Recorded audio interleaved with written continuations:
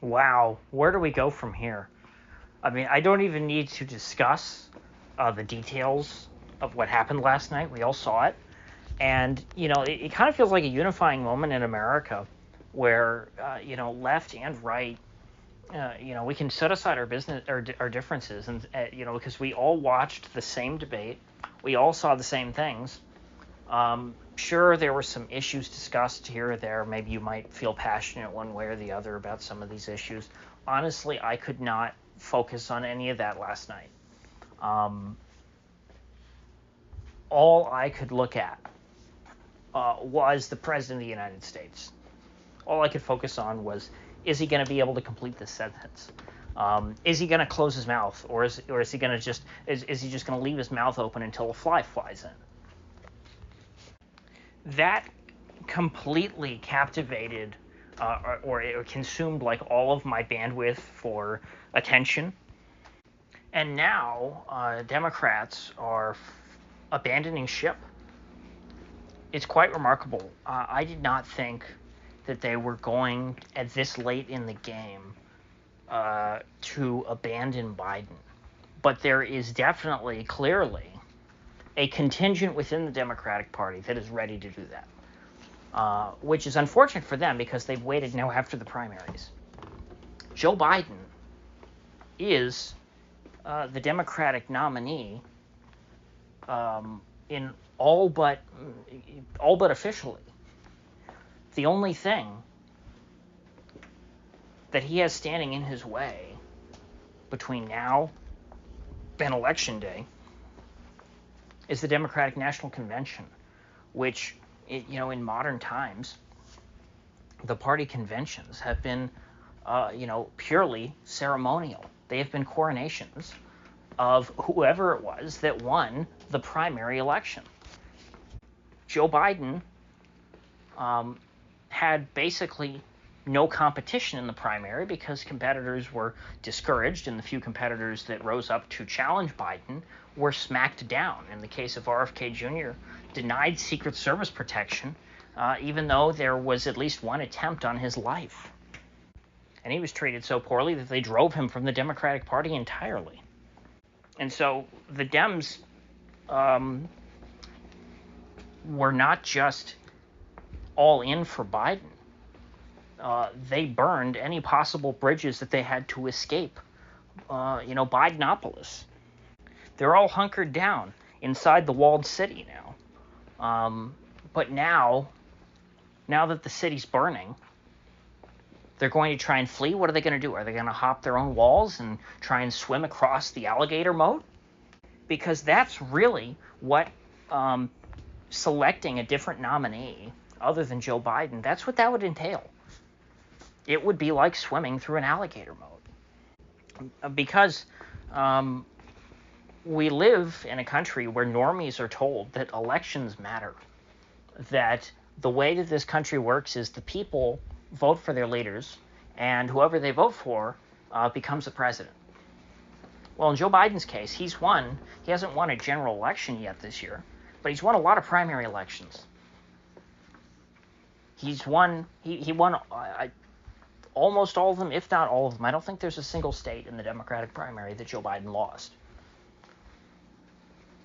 And so clearly, of the choices who were on the ballot, members of the Democratic Party selected Joe Biden. And so I don't see how they can credibly impose some random person onto their voters when Joe Biden's already been selected. It would just reveal the primary process for the complete farce that it is. It would reveal to voters that no matter who you vote for in the primary, the party elite can just go ahead and change that later, on a later date, if they see fit. The other problem that they'd run into potentially, and I'm not sure, it might still be early enough, but again, the Democratic Convention is in August, and I wouldn't expect any of this stuff to be settled until then.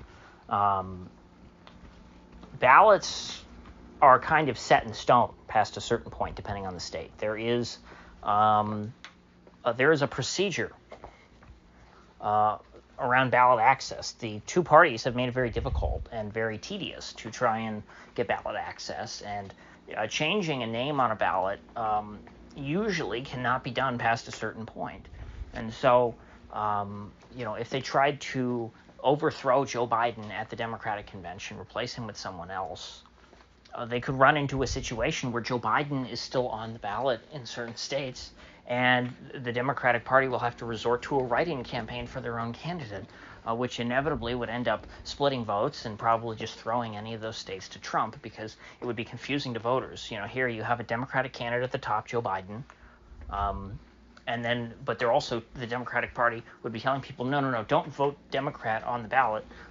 Write in whoever we pick, whoever a real nominee is. Write their name in on the bottom. And then furthermore, they don't exactly have a good candidate to replace Joe Biden. I think the only reasonable thing that they could do in this kind of a situation would be to nominate the vice president. But they don't exactly want to do that because they know that the current vice president is completely out of touch, unskilled as a politician, and just generally very unpopular. But in a case where the president of the United States is incapacitated during an election cycle, let's say, because of progressive dementia, and no, that's not a joke. I don't mean that as like, oh, progressives have dementia. No, I mean like his dementia is progressing rapidly.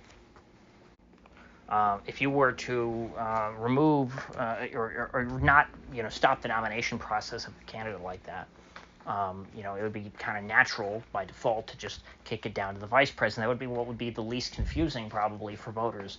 But if they try and just bring in some random person who didn't even run for president, let's say some billionaire like Michael Bloomberg or something, or maybe Mark Cuban. I mean, maybe Mark Cuban has enough celebrity status, maybe he'd be able to get away with it, but I don't exactly think he's running for president or wants to. But it's not exactly a win-win for the Democrats. If they remove Joe Biden, it makes them look really bad, and it puts them in a very difficult position where they're going to have to restart their whole machine and basically pretend that Joe Biden never existed. And they're going to have to convince people that whoever this random new person is hot shit. And so I can't imagine being in a worse position as a party. But, how did all these people who are freaking out now about Biden's cognitive abilities, where were they a week ago? Where were they throughout the entire primary season? We knew that Joe Biden was not exactly in great shape in 2020, and now it's 4 years later. 4 years later, when you're Biden's age and you're starting to slip mentally, 4 years is an eternity. So this can't have been a surprise. And if so, why didn't they lay the groundwork? Why weren't they hedging their bets? Why did they go all in on Biden? These are things that we might never know. Or they might be indicators that all of this talk about replacing Biden really is just that talk, and that nothing will come of it. And that somehow Biden in his current state will be on the ballot in November, and he will be actively running for president. He won't, drop out, bow out and give his blessing to someone else and ride off into the sunset in his Corvette. Now, at this point, I think that the one thing everyone can agree on is that the best thing for Donald Trump is for Joe Biden to stay in the race. I think that clearly he's doing quite well against Biden. Even a poll of CNN viewers show, what they call the snap poll, which is never super accurate, has very high margin of error, and again, it's a poll of CNN viewers. 2/3 of them said Trump won the debate. That's not 2/3 of them saying that, oh, I like Donald Trump, I want to vote for Donald Trump. It's 2/3 of them saying, I don't care how biased I am, Joe Biden completely collapsed up there, and I can't ignore it. And so what this is going to lead to is not necessarily, all those people going to vote for Trump. It's them saying, I just can't vote for Joe Biden. I can't endorse this. It's a bridge too far. And so that will lead to a turnout problem for the Democrats. And that's why Joe Biden is their worst nightmare at this point. Yes, some people who are persuadable, looking at that last night, will say, oh my God, Joe Biden is so far gone. I have to vote for Trump. I don't care if I have differences with Trump. I have to vote for him just to make sure that someone who has, basic cognitive function is actually the president and not Joe Biden. Those sorts of people, they do exist. Not a ton of them, but they do exist. But the much bigger problem for the Democrats, I think, are Democrat voters who looked at that and just said, I can't sign my name to this. And ultimately, those people will end up staying home if they don't have a viable option. But that also exists at the same time as there are people who probably will be offended that their vote in the primary got canceled out by some corrupt bargain at the Democratic National Convention that results in a bunch of billionaires picking a new nominee. That's also going to turn some people off and lead to a turnout problem. But who's to say which problem is more severe? Which trade-off is worse? There are no good options here at this point because they have gone too far down this road. The Biden Express has left the station, and the only way to change that is to derail the train and start over. You got to derail the Biden Express and then clear the tracks, and that's a messy process. Only then could you make room for a new candidate. But judging by, to me, the most striking thing was CNN's behavior. Deanna Bash and Jake Tapper were more objective in this presidential debate than anyone I've ever seen in a presidential debate in my lifetime. Especially when you consider how much more biased the media is against Trump than they were against past Republican candidates. They, are allergic to Donald Trump. They're combative with him. They will argue with him when they're ostensibly asking him questions. None of that happened last night. The media was, the two CNN anchors, they were measured, they were calm, they were straight-faced. They were not argumentative with either candidate. They were not interrupting them constantly and saying, you're a liar. I mean, they were not the stars of the show. They didn't stand out, and that's what's supposed to happen, and that's what the media tells us they do. And, I guess this is just proof the media actually can run a good debate. I shouldn't call it a good debate. It wasn't a good debate. The questions sucked, stuff like that, and I couldn't. But my point is, they're capable of being at least objective, if not effective. They can be pretty objective and fair and balanced. The old Fox News cliche. They're capable of that if they want to. But the question is, why do they want to do that? Why are they being fair to Trump tonight? Why were they being hard on Biden? Why didn't they help Biden by emphasizing that Donald Trump, over and over again? Why didn't they ask? Why was the first question not, hey, Donald Trump, you've been convicted of 35 felonies. How do you respond to Americans saying they will not vote for a convicted felon because you're a dirty little lawbreaker? Also, you're a rapist. They did not start with that question. They started with a question about the economy that was very unfavorable for Biden. Then they moved on to abortion, and then Biden changed when he was giving his abortion answer, he changed the topic from abortion to illegal immigration, talking about illegal immigrants raping women and why it was so important for those women to have access to abortion. It's why are you bringing up illegal immigrant rapists? That helps Trump. And then Trump had to help Biden and steer the conversation back to abortion. But anyway, I don't want to get into details of the debate. Plenty of other people have done that. You've all seen the clips. I don't know where we go from here. I don't know how long it'll be before we hear from, Democratic leadership, what they plan to do about this. But clearly, there is a strong contingent within the Democratic Party that is done with Biden. And it could break the party, because if they don't get rid of him, these people, I would think, especially the money people, the bundlers, the donors. I mentioned Mark Cuban earlier. I could definitely see him as being one of those guys on the inside right now who's saying, Biden's got to go, or else you're not getting a penny from me. When billionaires start telling a political party that they're going to be cut off, stuff tends to get done. The Dems need big money. And so do the Republicans, both parties, big recipients of big money, and money talks. We saw this earlier in the year We've been seeing this progressively, with the Silicon Valley guys, people like Elon Musk and his friends, sort of his clique, raising money for Trump. I don't think Musk himself, is donating money to the Trump campaign. I don't think, but the point is, a lot of people around him are. There's a substantial contingent, within the, sort of in the 100 billionaire or the 100 millionaire to billionaire class. There is a lot of them who just look objectively at Biden and say this is not working. What's his name? That guy who always cries on CNBC when the stock market goes down. Gray hair and bug eyes. Big Zionist. Wife is a Harvard professor. I'm not trying to play charades. I can't remember his name.